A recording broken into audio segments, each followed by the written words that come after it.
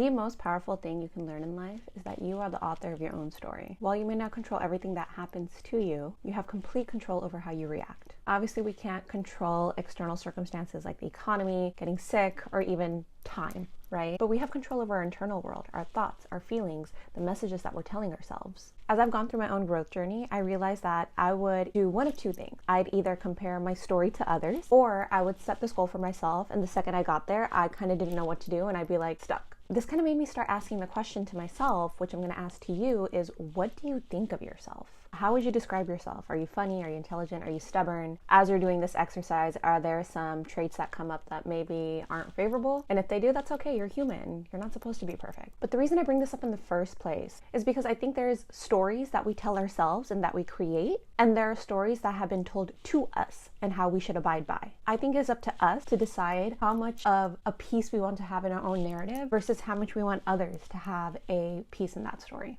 It can be a little bit difficult when you are trying to unpack these layers of your story and figuring out who you are. In doing this, you're gonna have to be honest with yourself. You're gonna have to try and understand how your experiences thus far in your life has shaped you to create these belief systems around yourself. And lastly, you're going to have to identify what those beliefs are that you've internalized. And as you're going through this process, remember that there are different levels of control that you have had in this story and other levels that you haven't. But there are some things that you have absolute complete control over, and that is your reactions to life's events, your thoughts, feelings, and self-talk, how you manage your time and how you communicate with others, and the habits you choose to build in your daily life. So once you've taken time to figure out where you are in your story, figure out the places where you can claim control again, and implement those habits that are going to help you become that person you want to be. The reason I share any of this is because your mindset really matters. My mindset was not in a great place in 2023, and I spent all of 2024 rebuilding and reconstructing these beliefs that I had about myself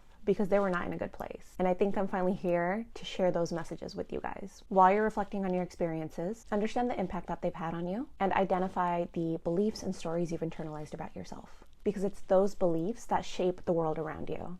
And next time when I talk to you, we're going to talk about limiting beliefs. See you soon.